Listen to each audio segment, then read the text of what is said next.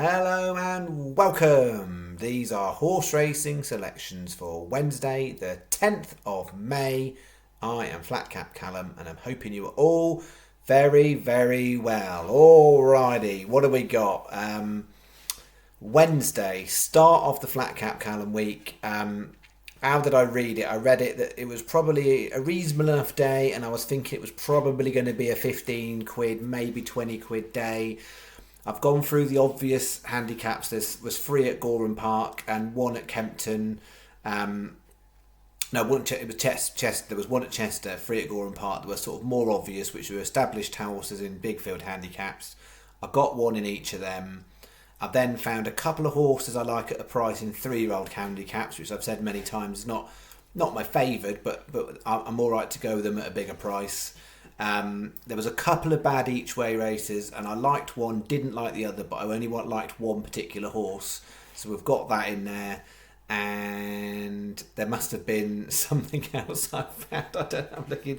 I think that was it. 4 handicaps, 2 3-year-old handicaps, and 1 bad each way. And I got nothing else. So no other little sort of randomos. I didn't like Kelso. I felt Fontwell was a bit borderline. There was a few things I could have put in, but they didn't quite make the channel level. So I'd left them no win bets. So we are left with 7 races, 7 horses. No combination bets today.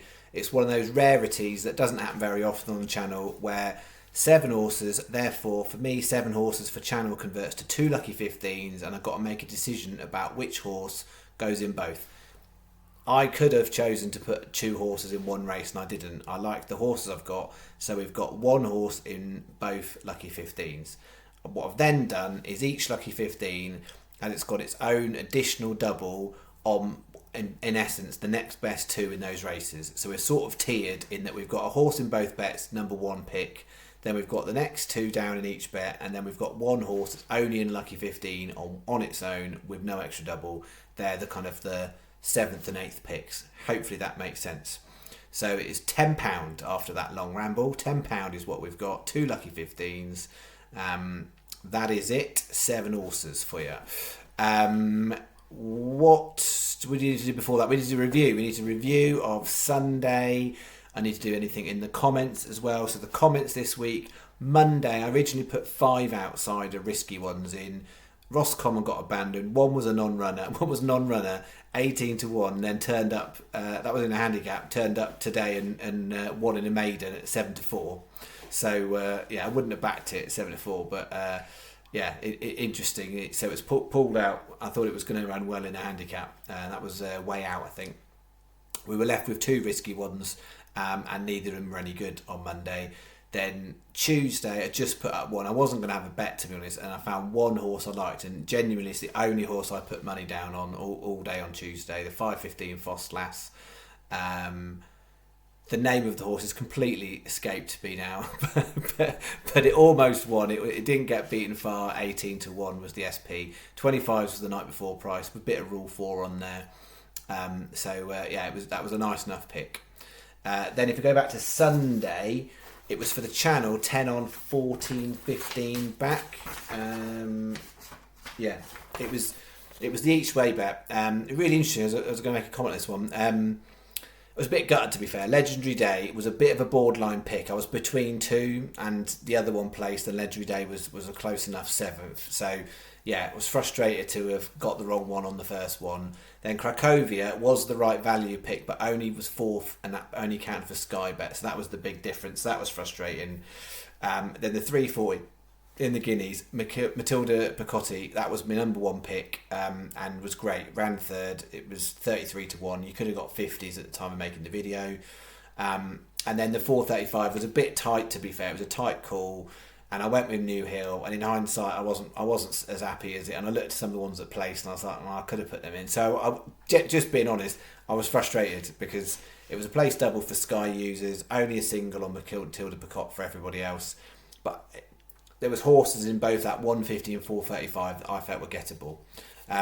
What was really interesting is not the first time it's happened on Sunday, and it does weigh on me from a level of responsibility. So on Sundays, there's less going on in Tipster Land.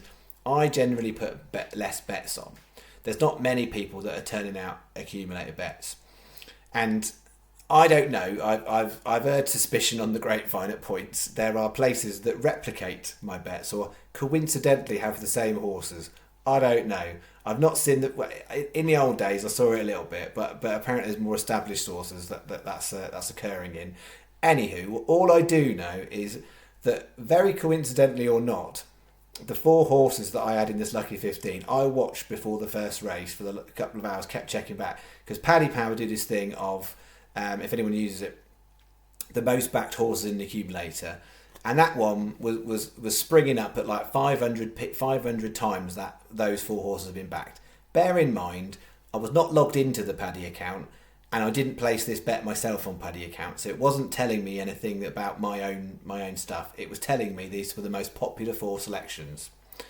And then as we got near to the race, it was something like 1,400 times this bet had taken place. The next nearest bet was 500-600 times, and it was some short prices, and then the next one was 100. So this was by far and away the most backed combination. Now, there's only so many people that watch the channel that are going to back it. It was a quiet Sunday, and I did say Paddy and Betfair were the second best ones. But it's fascinating that these things snowball, and then when a bookmaker starts putting out that this is the most combined combination, like, it was nuts. Twice as many people were on this 4-horse combination than any other 4-horse combination. Surprisingly, it didn't hugely impact the market with that level of volume, apart from Matilda Picotti was backed in a bit, but I think that was more about because it was fancied a little bit to outperform the odds. But yeah, it was an interesting one because it's not the first time that's happened on a Sunday specifically. And then we get the other bet, very short. Rubbish, second, I think. So no good on the win bets. We were doing a nice little run on win bets, got a nice little down on win bets. So it was 14.15 back, £4 profit for the channel, but you only got profit for Sky. It meant we ended the week and we're currently sat on May minus £8 for statistics. And for the channel for this year, we're minus 78 at the moment. We've clearly been in a lot worse place. Minus 4%. Now, going into May, that's not great. Well documented. There are days that I've missed that I was frustrated about that I could have done. Well, I didn't do videos, and if I'd done videos, I know, genuinely I know, those stats would not be minus 4%. It is what it is. That's what we've got to deal with. Comparing it to the 36% last year, 36% for nearly 12 months with minus 4% for 4 and a bit months, basically converts to 27% profit since the channel started. That's what we're sat on, and that's on standard stakes. I know there are various ways that people do things, and I actively don't use point systems on here. So I'm trying to make it accessible for what I do. Everybody does it in a different way. I find talking about real money and me putting real money in a bank account is an easier way for people to follow. Other people have other methods, and I'm not suggesting mine is the right one or the wrong one. I'm just saying it's what I do to make stuff accessible for YouTube. All right, so that is those. Talked about the comments. Better get on with Wednesday's bets. So here is what I've got. Starting bet 1. 240 Chester is a short price favourite, but independent of the betting structure, I like the horse. There's the door. I think that's got enough in it to say that should be top 3. You never quite know. Chester's a funny track. Not all horses like it. There's question marks about that. But on bare form, I'd say that's a top 3 horse. And not as ridiculously far away to the odds-on favourite as the betting suggests as well. So sometimes I put these out and I think, well, it's very unlikely to be the favourite. I think there's a chance that horse could run the favourite a race, but we'll see because it's the market absolutely disagrees with me. So there's the door. I might be looking for the door after today. Boom. Then we're going 4.15 Gowran Park, darkened at 20s.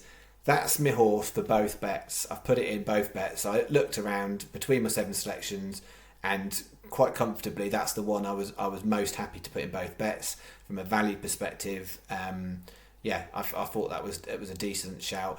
The only little niggle with it is the last 2 times it ran on soft ground, on turf. It ran decent races. It had a £7 claimer. It's only got a £3 claimer. There's a little bit of that kind of point. There's a bit more weight on its back. But from a ratings point of view, it should run a competitive race. Sky have even gone 6 on that one. So we've got 4.55 then Chester, Divas Boy, or Devers Boy. I like to follow horses that like Chester. That's key, and well advertised. Most people who've been betting and will know Chester's one of the tracks with the most significant draw bias. So you generally want to go lower over anything under a mile. So it's got a lower draw. It's got decent course form. I think the ground is absolutely fine. So lots of ticks in its box in its favour, really. It has changed stables from last year. I think it was changed by the Johnsons last year. It's Williams this year. That can have an impact on it. That's probably a slight negative. But outside of that, happy with the pick, and it should be a single figure horse. And then we're finishing off 3-year-old handicap, Regal Glory.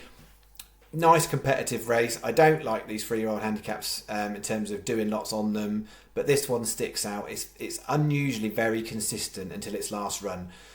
It's consistent on the all-weather around about 7 furlongs, which is what it's got. The inconsistency is last time out, it was 5.5 furlongs on soft ground at Bath.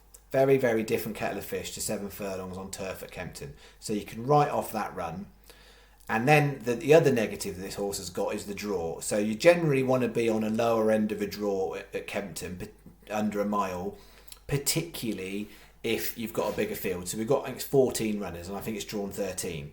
So broadly speaking, my read of Kempton is, and I spent a lot of time there, is if you've got 12 runners or below, I'm not fussed about the draw. You'll hear comments, and this is where racing literature doesn't get it right sometimes. You'll hear comments about the draw and question marks. It's a front runner, so it needs to break well to get near the front. 100%, that does need to happen. But it's not a complete write-off. Now, we're backing this horse to not only win, we're happy if it places, if we've got some other stuff. So from a win perspective, because it ran badly last time and it's got a bad draw, those two things are kind of quite plain to see for people. And if it's written, I think it's Racing Post where it says it's got a bad draw, it will put a lot of people off. And that's why you've got a 25 to 1 there on a horse that probably should be more like a 12 to 1. Now, the draw may well be a disadvantage to it, but from a value perspective, it doesn't warrant it being 25 to 1. And I'm kind of over-explaining that, hopefully, just because sometimes I like to give people better explanations, so you can actually, when you go and look at these things for yourself, you've got a 25 to 1 on a horse that should be 12, purely because it ran badly last time, but not its race, and in theory it's got a bad draw, i.e. the statistics say from a draw, from a 14 runner at 7 furlongs, you want to be on the inside, and draws 1 and 2 are particularly favourable. It's not insurmountable to do that. If you actually look back at the history of some of those Kempton races, you can get horses coming in from the outside and swinging in. So it does happen. Anywho, 15p each way, lucky 15. And then the sort of second and third bet choices in this bet, Divas Boy and Regal Glory, 25p each way double. £5 is your bet then. Sky Best, then 365 or Coral. Everyone's 3. Sky are 6, everyone's 5. Sky are 5, most people are 4. And I think that's the dodgy one. I think it's Paddy to avoid, because I think Sky are 5, most bookies are 4, but not Paddy. So that's bet 1. And then bet 2, all at Gowran Park. We've got 3.40 Narlita at 12s, 4.50 again, darkened at 20s, 4.50, that's a 3-year-old handicap. If it was me, I'm trying to remember my facts on this one, because hopefully people appreciate I don't write notes. It's just up here, right? So one of the things that helps me with racing is I keep an inordinate amount of data in my head at any one time, which helps me find patterns and things without using any clever software or whatever else. Literally, it's me going through statistics and looking for patterns. But if it was me, I think as a handicap debutant, I think it's got a decent jockey booked. I think it's Billy Lee. It seems to be in my head. If it's not that, then I'm fallible, clearly.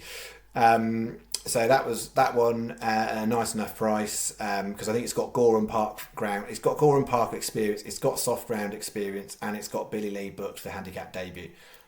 Don't see why it's 28 to 1, should be half the price. But 3-year-old handicaps aren't always consistent like you want them to be. And then 5.25, Big's Belief, 12 to 1 in that last one. 15p each way, lucky 15, 25p each way double on Narlita, and if it was me. And then that is Sky Best, then Paddy 365 or Coral. So we've got 5 everywhere, well, most bookies. 6 with Sky, 5 most places. 4 with Sky, 3 most places, and 5 most places. £5 is your bet. That's bet 2. All right, I think that is it. Hopefully my explanations are useful to you. The point is, sometimes I'm explaining the tip just because it's helpful for some people, but also for people, you can take these things away and apply it your own science. I've said it so many times on this channel though. What you find so often in racing is recency bias. Recency bias, i.e. the last thing that happened is the thing that I remember. So people go, oh, all of the horses earlier in the meeting that were number 2 won, so therefore number 2 must win next time. Or, you know, as I said, horses that run badly last time out, people go, oh, they're not going to win because it's run badly last time out. If they run 2 times badly, yes, you might want to think about it, but 1 time badly, find the reason why that horse ran badly. And if it's really obvious, like the ground completely different, or the distance was different, or it had some sort of jockey with no experience on, then there's a reason why you go back to the form before. So watch out for recency bias, because it happens all the time in betting and you can use it to your advantage. Let's find out on the end of Wednesday night whether or not I've used it to my advantage or I've got it completely wrong. But that's the nature of the game. But I'd like to have a good week this week. That's what I'm saying to you all. We'll see how we get going on Wednesday. We're building up. We've got Chester Cup on Friday, which I've said a few times. Really love that as a handicap. And it's a midweek, and normally these ones fall on a Saturday. And I seem to remember historically, I think the Chester Cup used to be on a Wednesday. I might be wrong. My memory says it was Wednesday, and now it's Friday. But maybe I've got that wrong in my head. Maybe it was always been a Friday. But I know it's not really a Saturday race. All right, I'm rambling. That's me. Have a lovely day. I will see you back again Wednesday night for Thursday's selections. Thank you very much. Bye-bye.